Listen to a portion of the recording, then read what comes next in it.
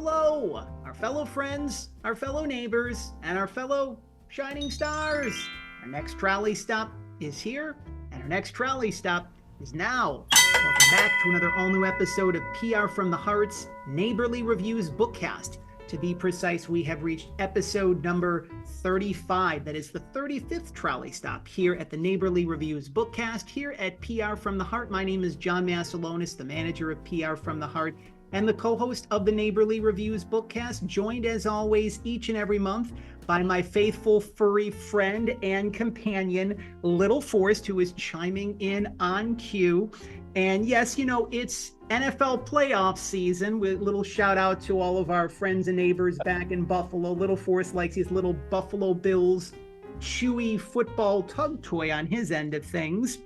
And of course, joining me as always each and every month, you remember him and you love him as the beloved Mr. McFeely on the popular long-running children's television program, Mr. Rogers' Neighborhood. We know him and we love him as David Newell, coming off the heels of being inducted into the first ever Gold Circle from the Emmy Awards shortly before Christmas. David, you are now celebrating 50 years plus, I might add, not just 50 years, but it's 50 years plus in the world of in the world of children's television. I know it's been some time. It seems like 10 lifetimes since we've last connected with one another. Of course, thank you for spending some time with us here to kick off 2024. And before we officially begin, how was your time in Los Angeles and being there with your family and receiving that incredible honor? Oh, I had a wonderful time. My daughter and her family lives in Los Angeles, and so she was able to go with me to the reception. Two receptions. They had a luncheon where they presented me and two other people with the medallion, for the Gold Circle medallion for being in children's television for over 50, and the other two people were in children's television, but they were producers and writers, and I was the performer. And it was wonderful. They had the luncheon, and then at the very end of the week, they had a you don't call it broadcast, you now call it streaming. They had a streaming of the awards of all of the children's awards who won for children's television production and makeup and all of that. And it was a wonderful week that I had a chance to spend in Los Angeles. And I bet Fred would have been very proud that I got the award. I bet he would have gone had he been with us. He would have gone out to support me. But as that happened, about four of the people from the Fred Rogers Productions came out, and one of them, her name is Ellen. She's been in children's television for 25 years, and she also got an award for 25 years being in production in children's television. So it was a wonderful week.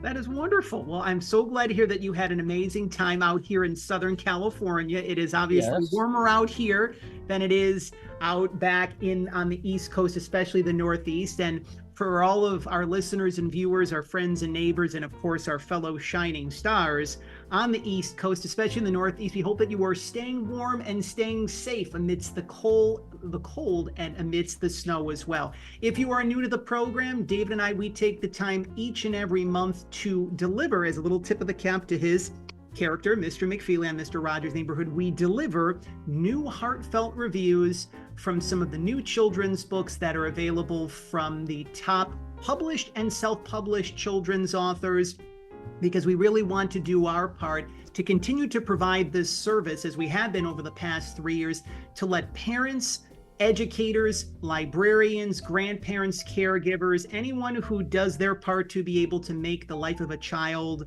that much better, to let them know that these books are available. It's interesting, again, I mention this phrase often, but when Fred spoke in front of Congress, I believe, right, and he spoke in front of Senator John Pastore when he was trying to secure $20 million worth of funding for PBS. Fred said that what he did is a resource of care, that he classified Mr. Rogers' Neighborhood as a resource of care. Well, in our own way, we're doing the same with the Neighborly Reviews Bookcast. These books that we are sharing are resources of care, and we are going to be diving into the pages of two new children's books here on episode number 35, as we're just going to be looking off in the yonder distance, and we're going to be celebrating our 3-year anniversary celebration next month. But before we do that, let's just take care of some housekeeping notes. If you are new to the program as well, one of the many ways that you can pledge your support for the Neighborly Reviews Bookcast, for PR from the Heart, and for all of the authors whose books that we're proud to share, to feature, and to review on the program, is to subscribe to PR from the Heart's official YouTube channel, to like this video that you are now watching, and most importantly, share this episode on your favorite social media platforms of your choosing on your end of things. Each and every month, the Neighborly Reviews Bookcast is also proud to support our friends and neighbors at Reading is Fundamental Pittsburgh. Now, you may be familiar with Reading is Fundamental, maybe you may not. They are the largest children's literacy non-for-profit organization in the country, and they have affiliates, satellites of sorts, in many cities across the country. And of course, Pittsburgh, David, that is where you still hang your hat. That is where Mr. Rogers' Neighborhood was filmed, where the program, of course, everyone in Pittsburgh still treats Mr. Rogers as if he's still living and walking among us, which is super cool.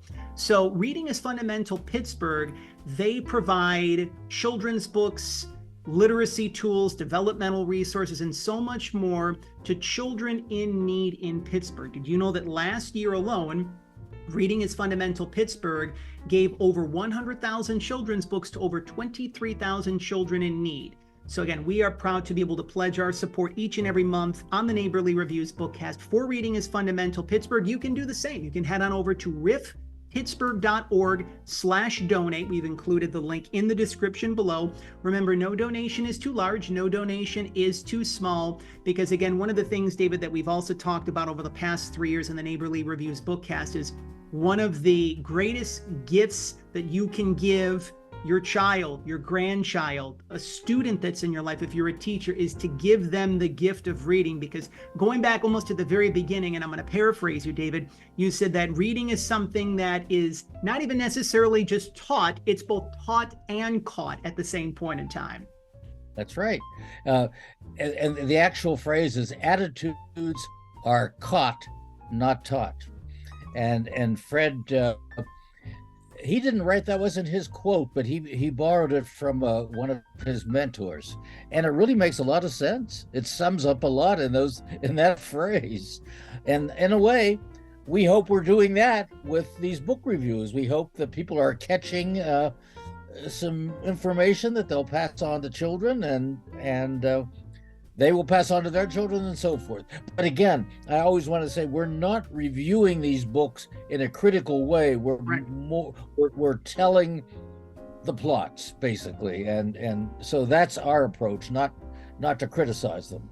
And it's interesting, before we officially move forward, it's interesting because we're approaching 10,000 subscribers on the PR from the Heart YouTube channel, and the fact that our bookcast has been now beamed into the hearts and homes of children, parents, families, educators all around the world. I've actually coined you almost like, if you remember Burl Ives as the narrator in the beloved Christmas classic Rudolph the Red-Nosed Reindeer.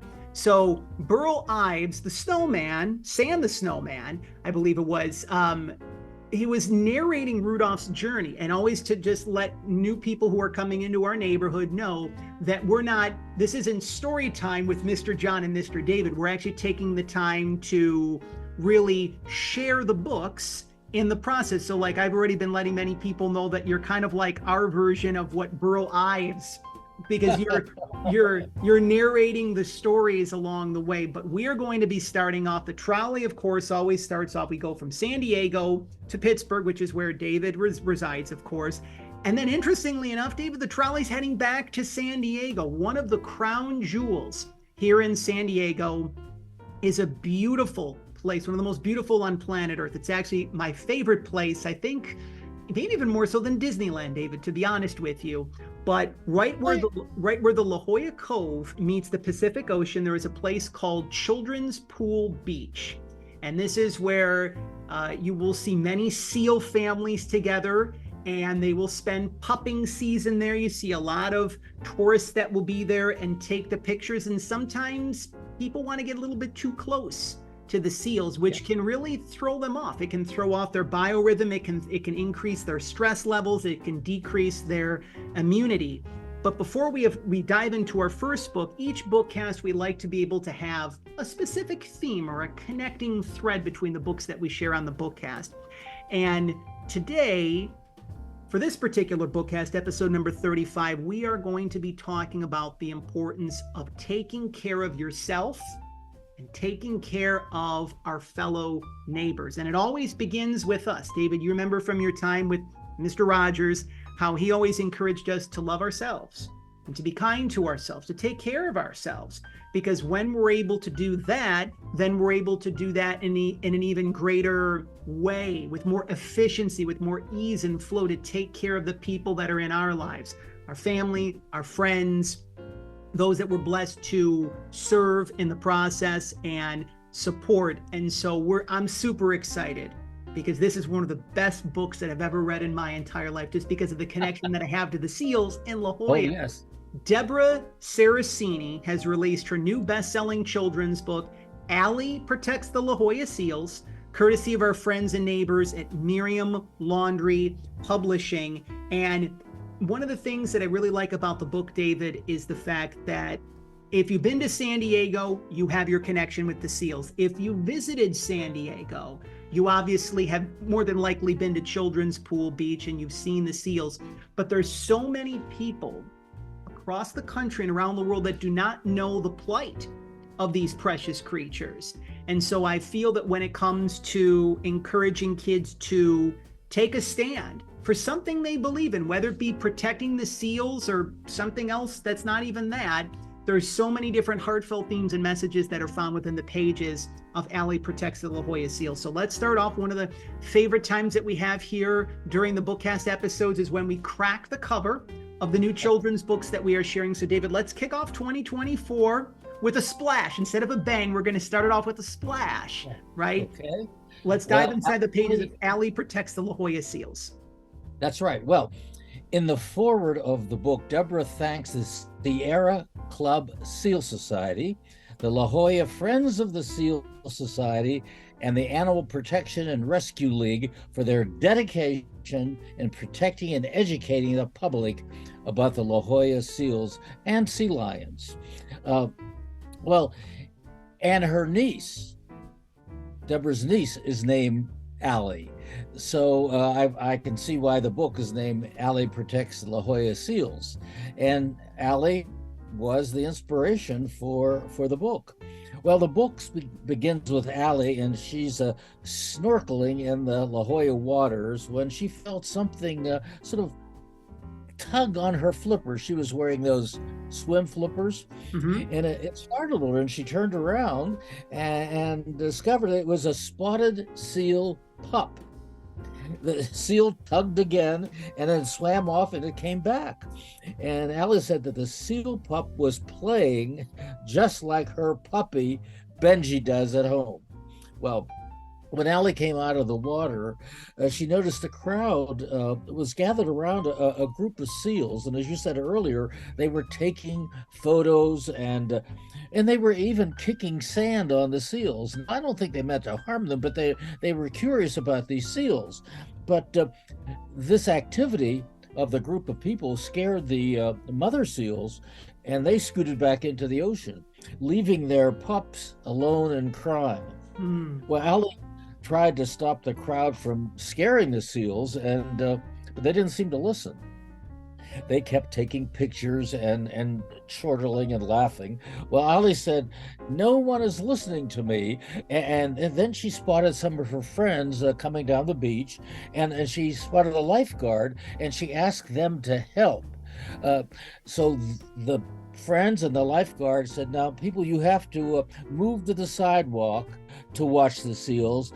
And when they did that, when the people moved away, the mother seals returned to their crying pups and the bonding with them by touching their noses. And there's the next page has some fun facts sprinkled through the book.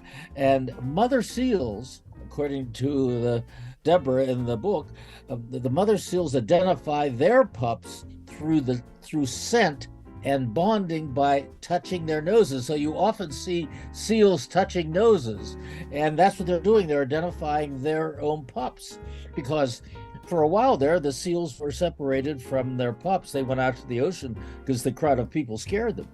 Well, now the people moved up closer to farther away from the seals. So the seals were resting, and they were resting peacefully.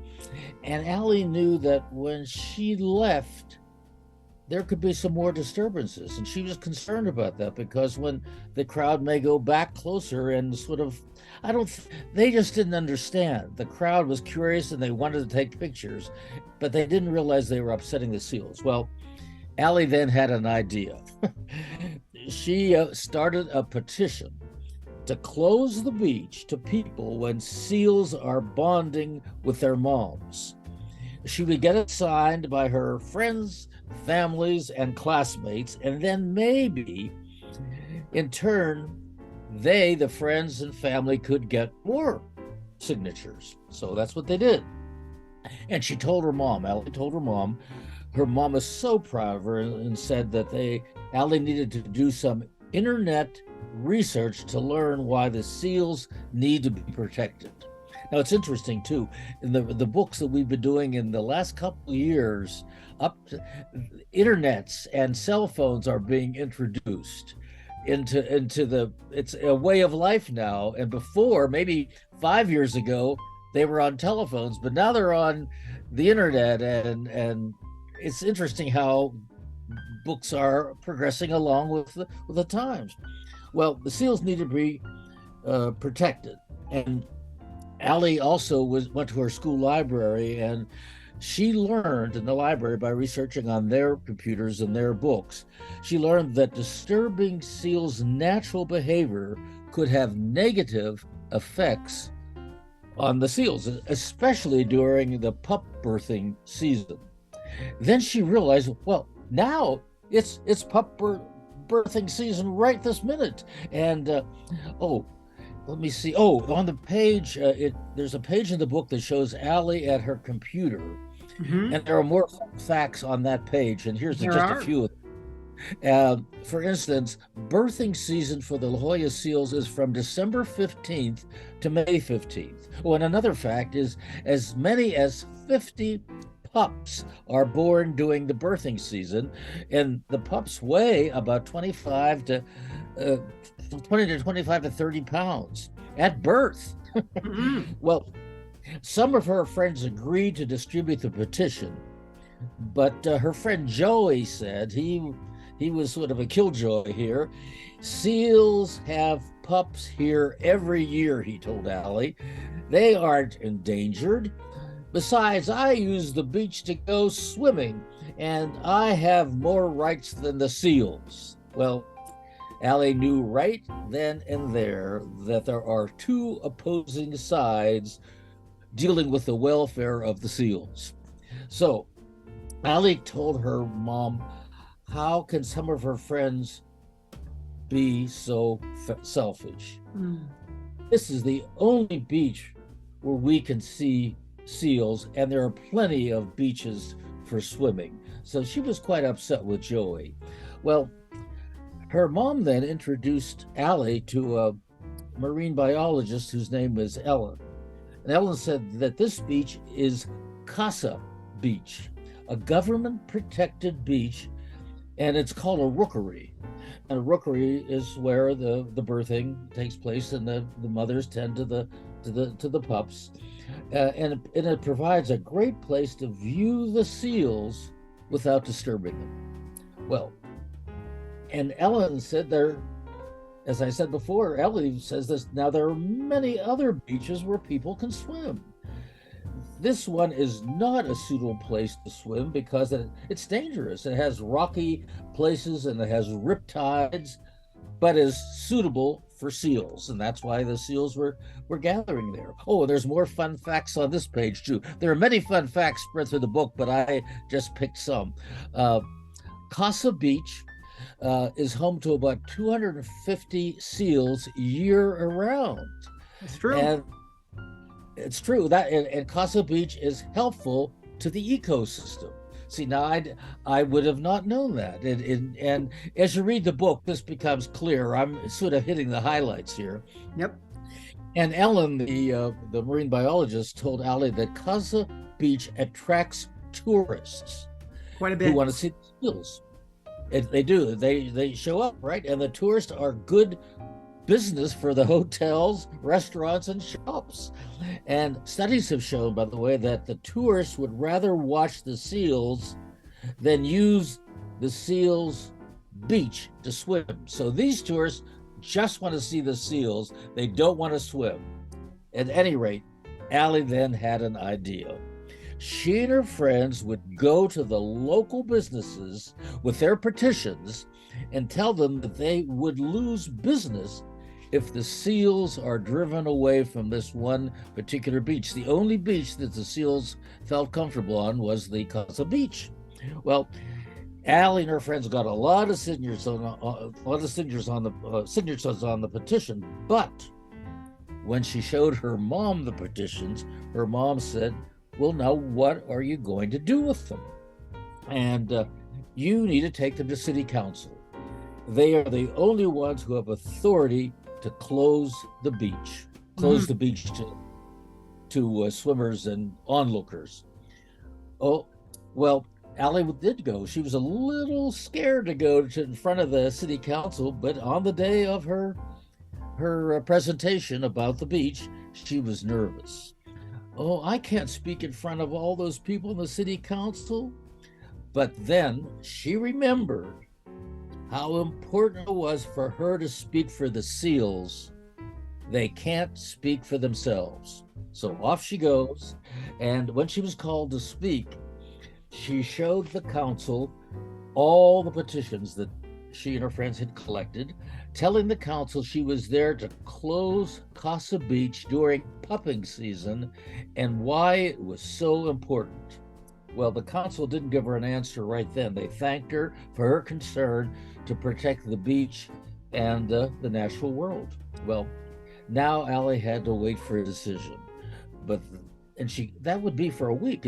She had a week of sleepless nights, and she could hardly eat or sleep.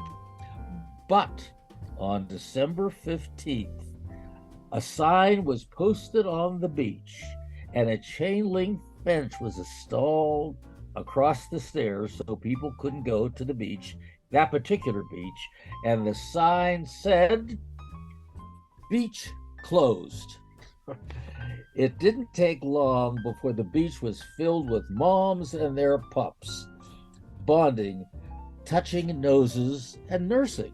Well, the last pages of the book, there are illustrations showing Allie and her friends watching the antics of the seals. They were swimming and climbing on the rocks, and one of Allie's friends said how cool it was to watch the seals from the observation above, and nobody was bothering him. And that's what Allie did. She put the people above watching instead of being right on top of them, scaring the mother seals so they'd go back in the water. Well, the story ends with Allie saying, "You never know what you can do if you try. This place," this is a nice quote, "this place is truly the jewel of La Jolla, the Casa Beach." And now you say that's an actual beach there, right? It is. In La Jolla. It is. So okay. it's interchangeable terms. Some people will call it Casa Beach. Some people refer to it, I refer to it as Children's Pool Beach. There is a time of the year where it's reserved specifically for the seals. And then there is a time when then like people will actually go and then they can swim within that area. But it's been a very contentious thing, unfortunately, for a long period of time, because recently over the past couple of weeks, we've been getting the high tides that have been coming in. So there is this walkway area in La Jolla Cove, right at Children's Pool Beach. If you're familiar with the Leonardo DiCaprio, Kate Winslet film Titanic, and there's the scene where Leonardo DiCaprio is like, "I'm the king of the world," and he has his arms outstretched. There is this walkway where you're literally in the Pacific Ocean. You're in the almost like at the very beginning of La Jolla Cove, but the high tides actually damaged that. So they have to close that area off. And that's again an area where people will walk and watch the water and walk and watch the seals. So you still have the area that's elevated, so you can still watch the seals a little bit more so from a distance. But, you know, I think this was more the sea lions than the seals, but, you know, within the past couple of months, there was, I think, a video that went viral of like some of the sea lions really getting PO'd that the people were coming too close. I mean, there were people that would try to, you know, pet the seals and sea lions and go like this right in their face. And it's just like, again, acknowledging the fact that it's so important to honor one another's space, as, you know, whether it be an animal, whether it be a human being. So this story, as you can tell, David, it really means a lot to me because it's interesting. The earliest introduction that I had to San Diego wasn't when I moved here. It was in the spring of 2005. So back what seems like 20 lifetimes ago, I hosted a popular wrestling radio show, which you obviously remember, Monday Night Mayhem. And I remember my friend Dan, his brother, I used to work with Dan at Blockbuster Video. Remember when we used to rent movies back in the day? Oh, yes. And so Dan's brother, Dennis, was one of the head scouts for the, Buffalo Bills, right? And so he said, Dan, why don't you come out to San Diego? You can stay with my girlfriend and I. We can spend some time in San Diego, and then we can go and watch WrestleMania, because WrestleMania that year was WrestleMania 21. It was at the Staples Center. So I said, this is great. You know, being in Buffalo, my first opportunity to go to Southern California. And I remember Dan and Dennis took me to Children's Pool Beach. And that walkway that I mentioned, right by Children's Pool Beach, right on the La Jolla Cove, that Leonardo DiCaprio on The King of the World kind of thing that I mentioned. I took a photo. I think it was Dan took a photo of me there, and I hung onto that photo. And in fact, we're actually going to be sharing that photo on screen right now, because it's something where, like, I look a lot different now. I was a little bit heavier back at that particular point in time, was carrying a lot of dead weight back then. And there was something when I went to San Diego. I remember the first night that I was there, I had the greatest night of sleep up until then in my entire life. It was like 16 hours of peaceful, healing, blissful, restorative sleep. Something back then, I feel that my soul, my spirit said, you're meant to be here. Now, it took me some time to kind of realize that. So fast forward to 2019, right now, nearly 5 years ago, and I stayed intentionally. I was in Southern California for 2 weeks. I was in LA for a week and San Diego for a week. And because I felt I knew I was meant to be in California, but I didn't know where I was meant to be, either LA or San Diego. Visited Los Angeles, and I said, it's not Los Angeles. I came to San Diego. I stayed at a hotel. It's a well-known establishment, literally right on La Jolla Cove. I stayed there for 1 week. I celebrated my birthday, and I said, I'm making the decision to move out to San Diego.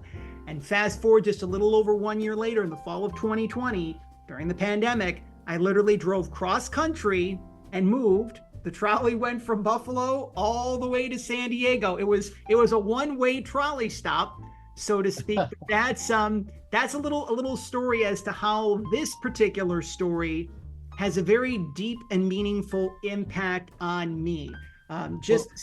Deborah, the author of the book, lives in Del Mar, California. She does, yes. And Del Mar, from where the PR from the Heart offices are located, we're about 35 minutes or so from Del Mar. So to be able to get from here to La Jolla, I mean, it's about a 25-minute drive. In fact, shout out to one of Little Forrest's favorite places in San Diego. There's a great puppy trainer that worked with Little Forrest. It's called Bella Wolf.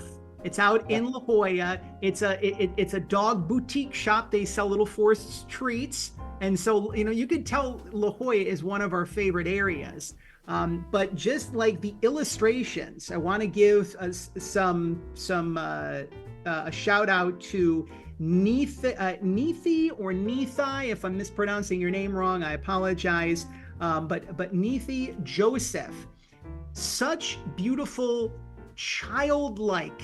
You can even see with the illustrations, David, it's very like you see like the seal's big eye, and then you see Allie's big eye. Like it's very, the story of the seals really comes to life. And as you know, from the years that we've been doing the Neighborly Reviews Bookcast and sharing books on the program, illustrations are a very important aspect. You can have a great story, but if you don't have the illustrations to match it, then it's just a great story with words. I really love the fact about how there's also the fun facts. So one of the great things as well about children's books, when you have a story that is really meaningful and true and connects with your heart, but you can learn stuff along the way, right? Yeah, I learned a lot. And also at the end, there's a glossary that defines some of the words, like pupping season and molt is the shedding of the skin, and the rip current of the waters, and other definitions that are related to the story. And I don't know if I'm pronouncing this right, pinniped, Pinniped. Pinniped is it's a fin-footed marine mammal that have front and hind flippers such as seals, sea lions, and walruses. And all this information, the reader you can find that when you read the book. But one other quick thing, that Deborah became interested in seals in this story, probably by Allie, but also Deborah said in the last page of her bio that she had a personal encounter with a seal pup on the beach near her house. And as I said, she lives in Del Mar with her Westie and Scottish Terriers, and she calls them her pups of the land. Yes. And if readers want more information, there's the Facebook contact is listed in the book. So it's a fun read. And I think it's a book that you can read, and I think it can give some empathy. It can teach empathy to children to be able to identify and try to help the seals. It's more than just the story of the seals.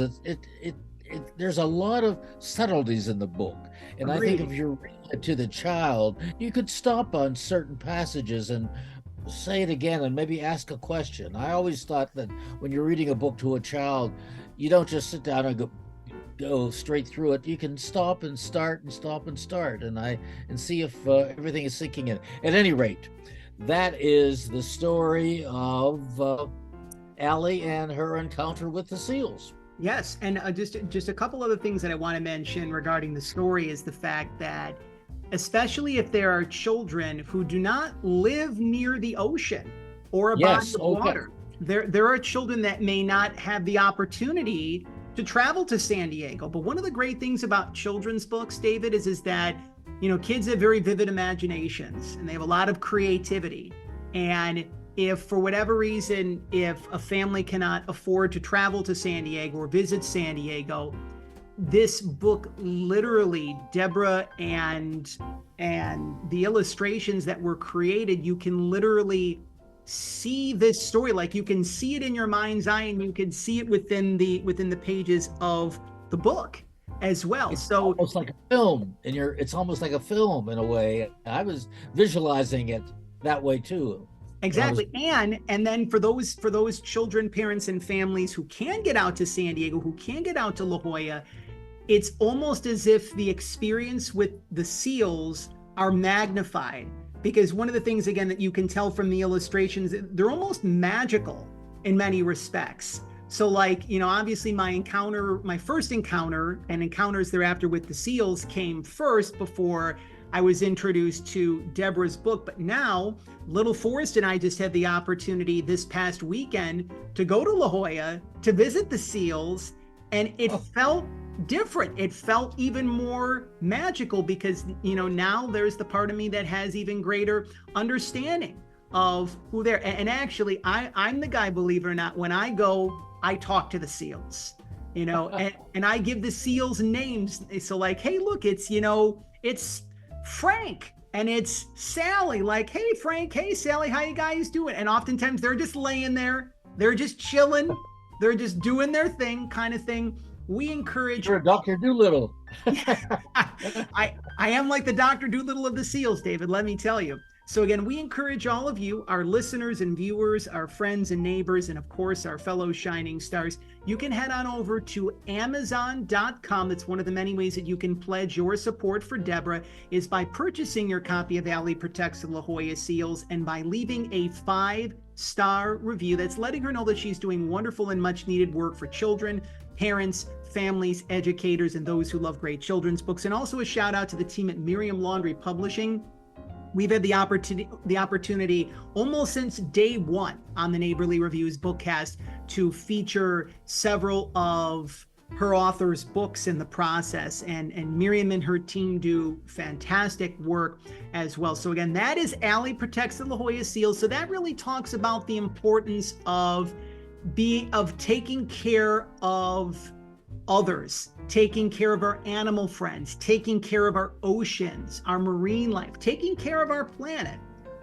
But one of the many things that we need to do in order for us to be able to take care of anyone else is to take care of ourselves. And David, one of the main things that we do every day to take care of ourselves is we brush our teeth.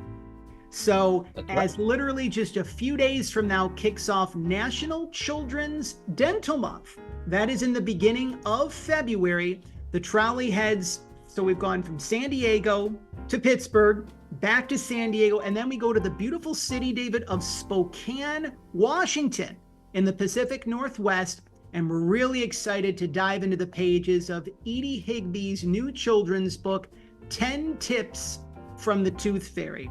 Now, obviously, David, we all have experiences growing up in some way, shape, or form when we have some of our first teeth, and then, the teeth develop, and then we put our tooth or multiple teeth under the pillow, and then the tooth fairy comes, and probably hopefully the tooth fairy leaves a little bit more money than maybe for the kids today, because I think I might have gotten like $1 back in the day for each tooth kind of thing. But the tooth fairy, this is one of the most colorful, one of the most vibrant books that we've ever shared in the 3 years on the Neighborly Reviews Bookcast. And we're going to talk more about this, but one of the things that I wanted to create awareness on right off the bat is the care that Edie gives to children. It's not even just encouraging them to brush their teeth, right?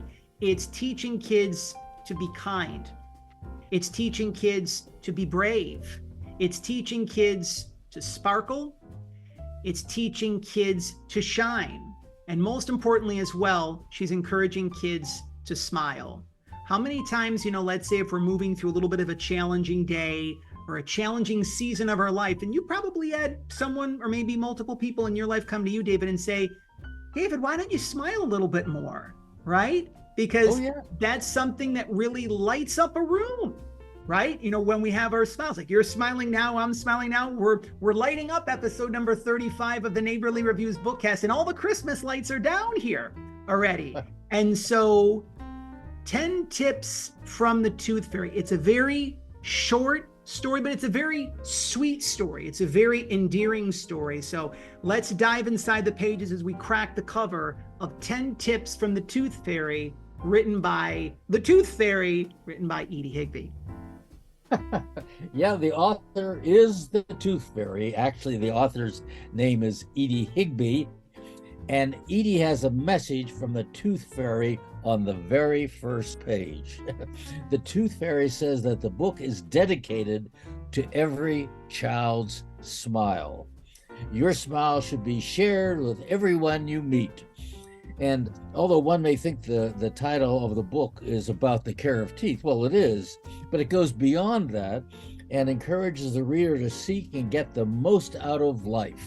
Mm-hmm. Seek the joys of friendship, of magic, adventures, and laughter. So all of this is worked into the tips from the Tooth Fairy. So The first page has the tooth fairy greeting the reader, and she has a long greeting, but it ends with her saying, "You have to take good care of your smile each and every day," and that's true.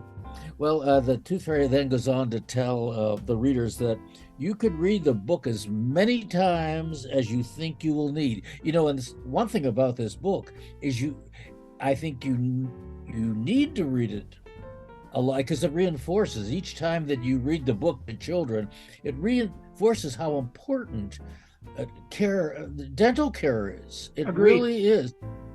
And I've noticed recently, the past 5 years, dentists do a thorough check of your mouth now, because they can tell your teeth are and I'm not a dentist nor a doctor, but they can tell a lot from the condition of your teeth how other parts of your body may be doing. At any rate, the book is written in verse, and the rhyming lends a musical lilt to the tooth fairy's advice. Now we're about to getting to tip number 1, and you could probably guess what it is. It's brushing. Well, you have to brush your teeth 2 times a day, says the tooth fairy, once in the morning and once in the evening. And she says that helps keep tooth decay away. Well, we've heard that a lot over the years, but it's true, and it needs to be reinforced. Good advice. And then she says, brush up and down, and then to the left and to the right, then rinse. And number 2, the tipping is, again, this is rather new, because when I was little, there may have been, but flossing. Tip number 2 is flossing. I don't remember as a child flossing, but she says that's a tip you must really do, is to floss. Tip number 2. This is where parents and caregivers can help remind the child to floss. Now when I brush my teeth, I'm in a hurry. I don't floss. I'm out the door, but I should remember to do that. It might be a good idea to demonstrate flossing to children too, because I think they need that demonstrated. They can't do that on their own. Agreed. It needs to be helped. Oh, and tip number 3 is, of course, going to the dentist. The dentist helps us take care of our teeth and consequently have a good smile. And that good smile leads to friendships and making friends. It's true. On the neighborhood, we dealt with this. Children do not know what to expect when they go to the dentist for the first time. The parent may say, you're going to go to have your teeth looked at. And they have no idea that is a young child. I'm not talking about a 12-year-old. And the Tooth Fairy book is a good way to introduce children to that concept about going to the dentist. And on the neighborhood, we showed a segment of Mr. Rogers going to a dentist and the process of cleaning and inspecting the teeth, and that really helped children. And this book can do the same thing if the adult who's reading it can interpret it. Well, tip number 4. The Tooth Fairy explains baby teeth. They go out the door. They said the baby teeth go out the door. She said to give baby teeth to me and you will get 20 teeth more. In other words, the baby teeth go out the door. The Tooth Fairy takes them, but you'll get 20 more that will grow in. Everyone will get 20 teeth more. And I think that many families still do you mentioned it earlier, the tradition of putting the first tooth that you lose under the pillow for the tooth fairy to come and tooth fairy will come and supposedly leaves a reward. But I don't know how successful parents and caregivers are in gently slipping a coin under the child's pillow. I remember when our kids were growing up without awakening the child. I remember attempting, at that time, you said $1, we put a quarter. Oh. But we would try to sneak the quarter under the pillow while our daughter, we started with it, and she woke up. And then we started to leave the quarters on the nightstand and said the Tooth Fairy didn't want to wake you up, so So the quarter's on the nightstand. And I still wonder if that they're still observing the tooth fairy. I guess that's happening. I don't know. I'll have to ask my son, who was one of the receivers of the quarters, if he's doing it with his sons. I'll find out. I'm also curious. I would venture to guess that because the cost of everything has gone up across the board, that the tooth fairy has to adjust for inflation as well too. So it's probably past $1, but we got away with a quarter. Oh, I would probably say I wouldn't be surprised if it'd be close to $5 a tooth. Maybe so. Well, at any rate, they could use that $5 on tip number 5 for cavities. When you go in, there's an illustration of a tooth fairy with a flashlight looking for hiding cavities, looking into a mouth. And again, she reminds the reader the importance of daily brushing. There are germs that collect in your teeth and that causes cavities. Now, I think that needs to be explained to children too. I don't know if they just pick that up just by one reading. So daily brushing is important. And she reminds again in tip number 5 that you must brush your teeth and then watch your smile come alive. We're coming alive. Well, then tip number 6, talking about smile, that's what it is. This tip encourages smiling.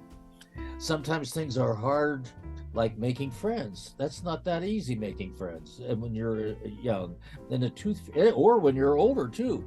And the tooth fairy reminds the reader that you are not alone. Many people feel the same way. Sometimes things are hard to do and confusing. And I think for children, sometimes making friends are not the easiest thing to do. Oh, but some suggestions she makes within this tip is she offers to sing, laugh, and dance and run. Let your smile shine. You can do hard things with a smile.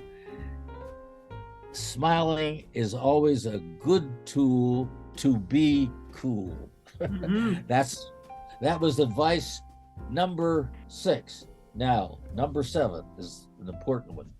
Kindness. It is the best gift, says the tooth fairy. Kindness. Share your smile. Smile with glee. Give it away for free. Be the one to give and not just get. The tooth fairy says that the things we do can be good or bad, so try hard to be good and not make someone feel sad or mad. So tip number 8.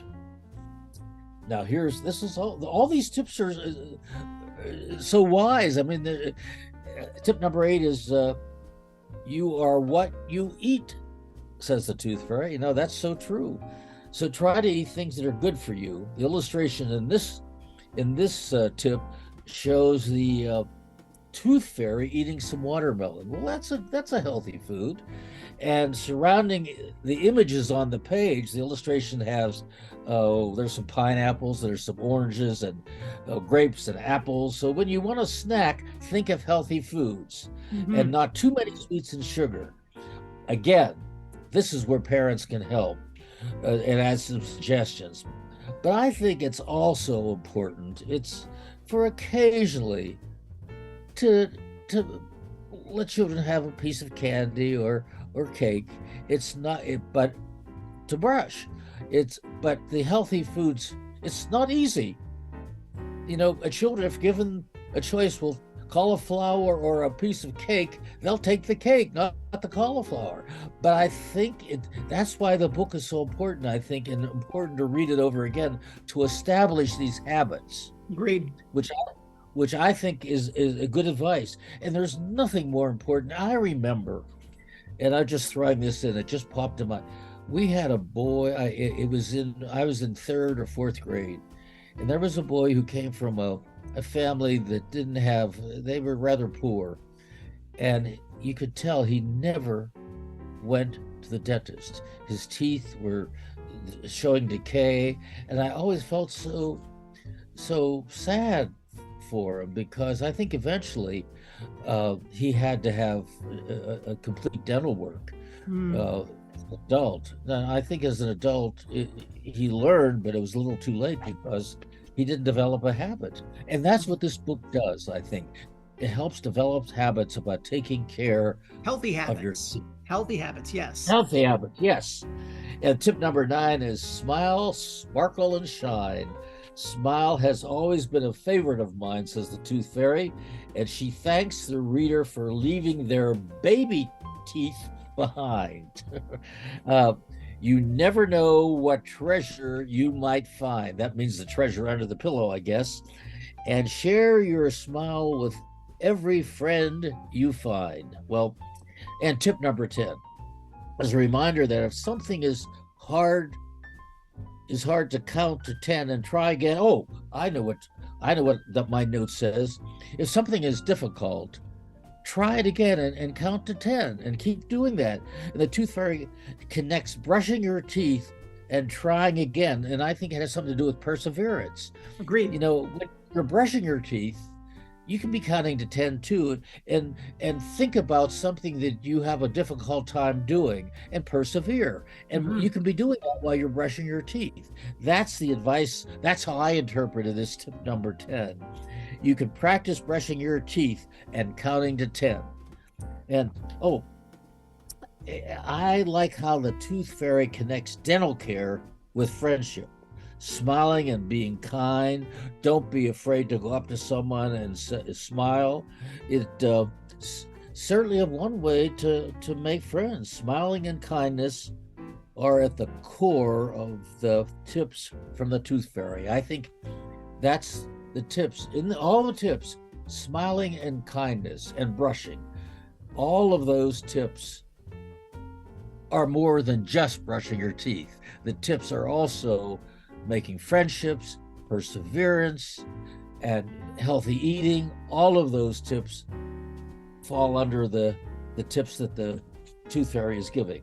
And towards the end of the book, at the end of the book, she reminds the reader, which is good, especially remember tip number 1, brushing.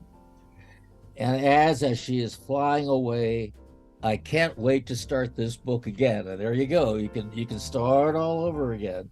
And I think that the book can be one of the best books to read to children. It really is.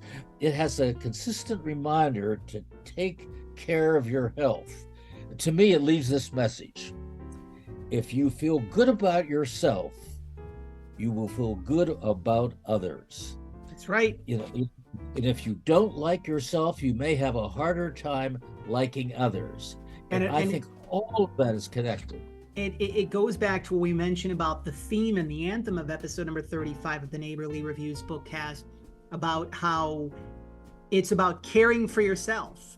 When you care for yourself, you take a sea salt bath every day, or you take a shower every day, or you brush your teeth every day, and you cook good meals for yourself, and you exercise. Those are reminders for yourself that you care about yourself. And one of the things that, again, you can easily look at 10 Tips from the Tooth Fairy and just think that this is a book about dental health education. And that's true, but the message of self-esteem and believing in yourself, like one of the things, again, and as I mentioned, David, here in my office on the other side, I have a framed photo of Mr. Rogers and Daniel's striped tiger. And it's basically paraphrasing the fact that I like you just the way that you are. So you see in between all of the tips, for example, right after tip number 6 is shared, it says, I believe in you and all of the things that you can do. So find your awesome and your own way to be cool. Remember, smiling is always a good tool. You can do things you didn't even know you could. So there's that reinforcement about believing in yourself, self-confidence. So yes, someone may not be able to correlate brushing your teeth with self-confidence. If you're just looking at something on the surface, literally, if it's just brushing your teeth, people might think, well, what does it have to do with self-confidence? And it does a lot, because when you brush your teeth and you've got good teeth, you smile. When you smile, you feel better. When you feel better, you have more self-confidence, more self-esteem. You attract good friends. You create a great life for yourself. So you can see how just that one simple thing, and imagine if you brush twice a day, the odds of all of that good stuff happening. Doubling up. And then some. And it's, when it comes to childhood, children have the strong connections with Santa Claus and the Easter Bunny and the Tooth Fairy. And we live in a world, David, that's very jaded, cynical, and harsh. And that childlike innocence, we have to do our part to keep that alive. For our children. I know that's one of the things that, Fred, Mr. Rogers, was a strong proponent of, is that, allow kids to enjoy childhood. It seems now when, kids are born, parents are already planning where their kids are going to go to college, and they're literally pressing the fast forward button on their life. So the Tooth Fairy is reminding us to be in the moment. The Tooth Fairy is reminding us to enjoy, one of the things that's really cool that happens in a child's life is when they lose their first tooth, and they experience the connection with the Tooth Fairy. And again, also want to give a shout out to Edie's illustrator, Yogesh. We have some wonderful illustrator names here on episode number 35 of the Bookcast, so we hope that we're pronouncing your name correctly. But it's such a vibrant story. Again, it goes back to what we were talking about. Allie protects the La Jolla seals. You can have a great children's book if you don't have illustrations that help the book to stand out. It's just a great story. I really love, right at the very beginning of the book, you see a beautiful rainbow, and it says, "Come with me and I'll show you how the Tooth Fairy, how the Tooth Fairy way, because your smile is a gift to everyone you meet and brings more joy than I can say." And there's this beautiful rainbow that on the one side and on the other side, you have, it looks like purple clouds almost. So again, when I'm reading the story, it's like, I feel it's a very magical story. It's a very colorful story. It's a very vibrant story. And it really is a much needed story, especially again, with this Bookcast obviously premiering, around the 3/4 mark of January. It's important that we remind our kids and we remind ourselves that February is National Children's Dental Health Month, as I mentioned before, but to treat every day like that. We have our different days in our months, but to give yourself that time every day. It's very easy to say, I'm in a rush and I'm out the door and I've got this and this and this to do.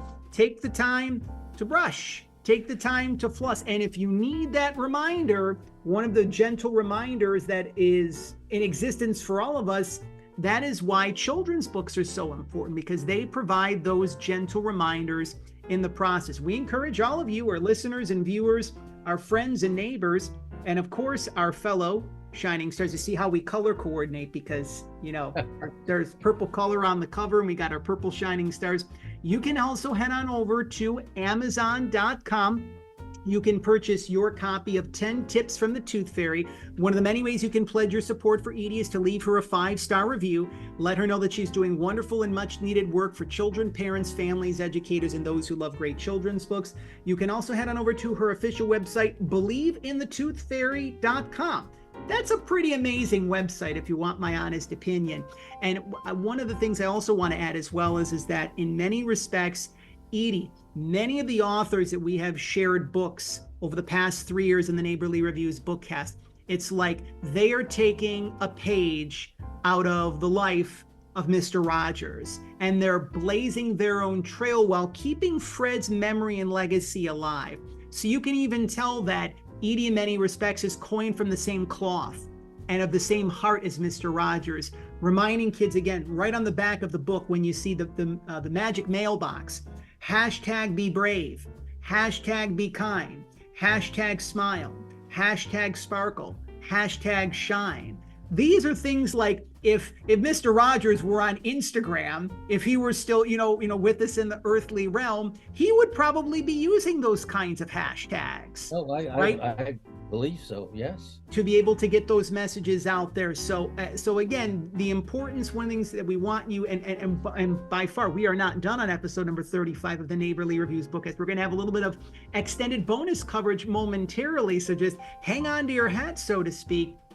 But these two particular books, David, they're great books. They're resources of care for kids. And again, the importance of getting these messages out. 2024, I'm referring to it as, many people are referring to it as, it's the year of the children's author. It's important as we move forward over these next 12 months that resources of care, such as Allie Protects the La Jolla Seal, such as 10 Tips from the Tooth Fairy, that these books get into the hands of kids all across the country and all around the world, because we can do our part to make a difference in the lives of our children. And by giving them these kinds of messages, these colorful, vibrant, supportive messages, right? These heartfelt messages, kids' minds and hearts are going to be able to grow and expand. Kids are going to be having greater connections with marine life. Kids are going to be having greater teeth. That's really just the tip of the iceberg. But we mentioned, David, that we're going to be having some bonus coverage as part of episode number 35 of the Neighborly Reviews Bookcast, because this is the first time that David and I have actually connected since before Christmas. So David has been holding on to a package that he has received from me. It's been with him for some time right now. This is David is going to be unboxing. I guess that's one of the big things on social media is people love to be able to share unboxing videos, right? When they get something in the mail. So you received something very special from little Forrest and I. Now, if you remember, I believe it was, I think last year for Christmas, I managed to find a copy of Mike the Tough Little Tugboat, which is one of your favorite books that you read as a child. And there's the part of me that says, man, I don't know if I can top Mike the Tough Little Tugboat, but I think I may have found something that came close. So do you have that package with you, David, on your end? Yes, I haven't opened it, but I have loosened this. So okay, to make it easier. So, pardon me? To make it easier for those who are watching. Yes, make it easier. And now I'm opening this. Now I see something wrapped in bubble wrap. Yes. And I'm pulling that out. I'll discard the box here. The box goes, see, oh, there's something else in here too. I will get that out. Oh, my, well, first of all, it says, thank you, David, on the card. Now let's see what this says. I believe in miracles. Yes. Oh, and that's, oh, well, it's a long letter from you and Forrest, and too long, I think, to read, but it sums up. I can sort of go through here, summing up. You're sending your thanks for being a co-host on the Bookcast and many other things, right? Yes. That's the card. All right, and your fellow neighbor, and little Forrest signed it too. He did. He did. So that's wanted to card take the pen and sign that with a thank you, David, on it. That's one thing. Oh boy, you talked about time. Now, I have never seen these episodes. These are new to me. I don't know where you found these because, well, before I show them, my favorite book, Mike the Tugboat, but my favorite was Uncle Wiggly. And yes. No one's, you've never heard of it. Uncle Wiggly, maybe if you're in your 80s and 90s, you've heard of Uncle Wiggly, but it was my favorite book as a child. And here we go. There's Uncle Wiggly. This is Uncle Wiggly. And that's one story. Now, I think they've taken stories out of the anthology of Uncle Wiggly and made them into smaller books. Yep. And here's another. Uncle Wiggly and the Peppermint. Yep. And this is wonderful. Uncle and the Canoe. I've never heard of that one. I'm gonna read these we're going to my grandson's on Sunday. He lives here in Pittsburgh. He's 3.5. Perfect age for this. I'm gonna test him on. Now here's another. Uncle Wiggly learns the dance. And Uncle Wiggly and the snowplow. That's what we could be using here in the East. Yes, correct. Uncle Wiggly and the sleds. That could be used too.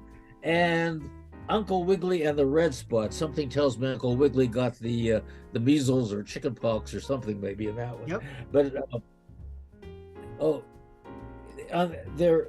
Well, here's the text. Some are in color, and some aren't. Well, thank you very much. Where did you find these? In a bookstore? I went to eBay and I plugged in, did a little search for Uncle Wiggily, and there was, I guess, like these books there. They were, from what you shared, it sounded like they were an anthology, and then they were made into like individual books. But these books have been around for a long time. Like you can't just walk into any bookstore and find Uncle Wiggily. They might have not even know about Uncle Wiggily. No. But I think I told you this story before, but it's worth repeating that my mother knew that I was a huge Uncle Wiggily fan.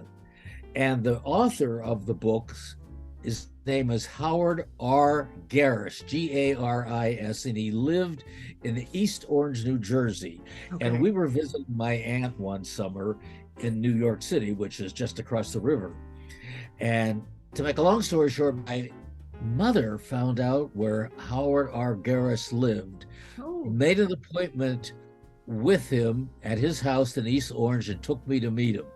And I'll never forget. Super cool. Have I not told you this story? I don't remember this story, no. Yes, Howard, I met him. I remember to this day, he lived in a big Victorian type house in East Orange, and I can see him sitting in his easy chair. He had all gray hair at that time. Now this is going back to the mid 40s, 48, 49, 46, somewhere in there. So he has passed away a long time ago. But I remember spending time with him, and he signed a book for me. Now, the book that he signed, had I known I was getting this, I'd have gotten the book out. But there was a book about this tall. It was more of a picture book. It's called Uncle Wiggily and the Cowbird. That was the name of it, or that is the name of it. And he signed it for me, Howard R. Garris, inside it. I have that had here. Amazing. I treasure it. Now, I also heard that he, and I don't have this actually documented, but I also heard that he also wrote the Bobbsey Twins series. Have you heard of the Bobbsey Twins? I've heard of the Bobbsey Twins, but I'm not sure who the author is or was. Well, Bobbsey Twins were a set of 4 twins, 2 older set of twins, 2 younger. And they were written by Laura Lee Hope. And I understand that might be Howard R. Garris. I don't know. And well, thank you. There is I think there's 7. I think there's 7 of them. There are 7. And now I think these 7 could be 7 chapters of a book. The Uncle Wiggily stories. That probably was an anthology. Well, thank you. Well, I never thought Uncle Wiggily would be visiting me here tonight. This is like going to sleep and putting my tooth under the pillow and getting Uncle Wiggily. Oh, but wait, there's more. Yes, there's more. Yes, there's something wrapped in. I'm getting it unwrapped. See if here it comes. Okay, it can't be a book, but I see a frame. It's some sort of a picture. Let's see.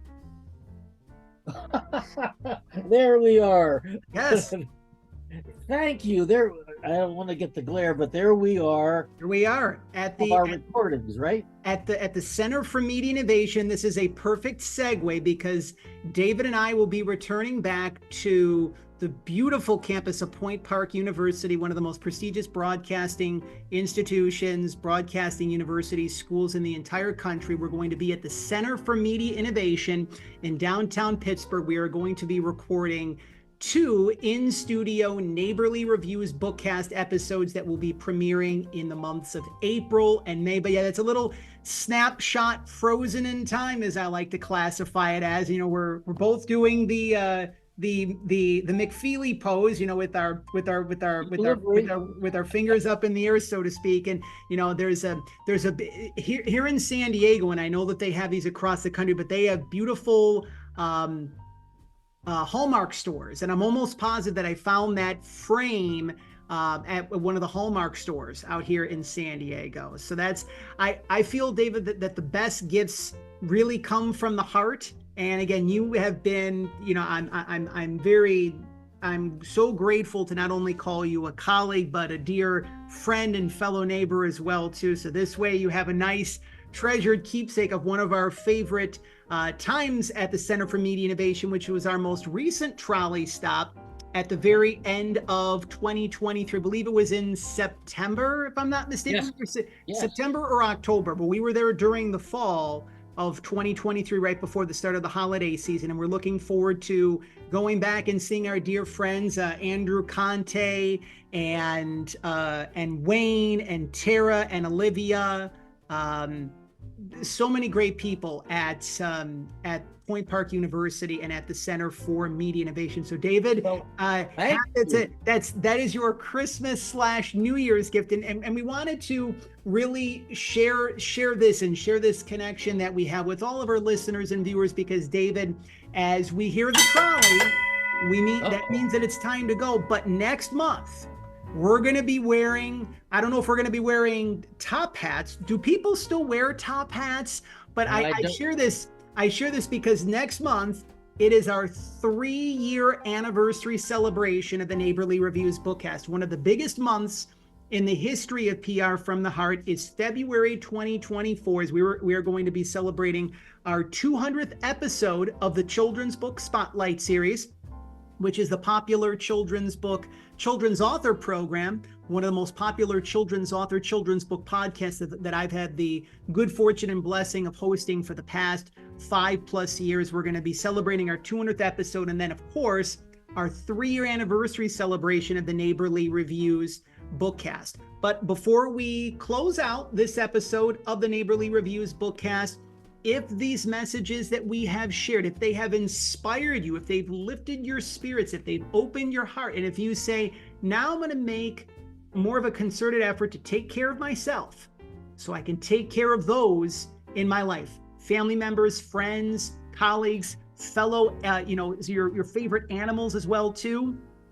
If you haven't had the chance to do so, to subscribe to PR from the Heart's official YouTube channel, share this very special trolley stop that you have been enjoying, episode number 35 of the Neighborly Reviews Bookcast. And again, we do want to extend our appreciation and our gratitude to Deborah Saracini, as well as Edie Higby, for allowing us to share and review Alley Protects the La Jolla Seals, courtesy of our friends and neighbors at Miriam Laundry Publishing, and 10 Tips from the Tooth Fairy.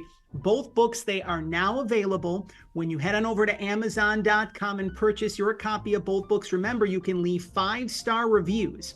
That's just one of the many ways that you can pledge your support for Deborah, for Edie, to let them know that they're doing wonderful and much needed work for children, parents, families, educators, and those who love great children's books. If you are a children's author and would love to have your brand new children's book be featured on a forthcoming episode of the Neighborly Reviews Bookcast, as we enter into year 4 of this wonderful program that we have been hosting now since 2020. That's right. It's been going on for that long. You can head on over to our official website, prfromtheheart.com, or connect with us via any of our social media platforms that you now see on screen. Facebook, Instagram, and what we refer to as the artist formerly known as Twitter. It's now called X, but all at PR from the Heart.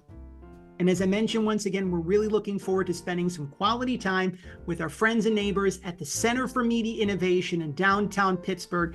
Really looking forward to this, because I'm going to actually be going to be a really amazing trip. I'm not going to spoil anything for anyone out there that's watching. It's going to be an amazing trip, having the chance to be out in Pittsburgh. And yes, to all of those Pittsburgh Steelers fans, it's okay. Go Bills, right? Even though I'm not the football fan in the way in which I was, but I've got a huge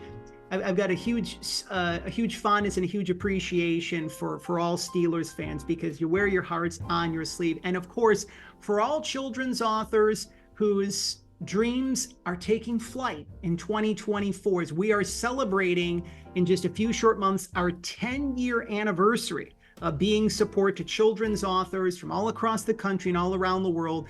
If you are looking for dedicated PR support to be able to help you share your inspiring story in the release of your brand new children's book, you can schedule your courtesy connection call by heading on over to our official website, prfromtheheart.com, and let us see how we can be of service to you to set up a book media tour or a national book media tour in a city or cities of your choosing, or even simply if you want to be able to facilitate some television interviews, just one or two, putting your toe in the water, so to speak, of PR and publicity. It's a little bit of an aquatic reference, a little tip of the cap to Allie Protects the La Jolla Seals. But once again, both books, they are now available. One more shout out to Deborah Saracini and to Edie Higby. Allie Protects the La Jolla Seals, 10 Tips from the Tooth Fairy.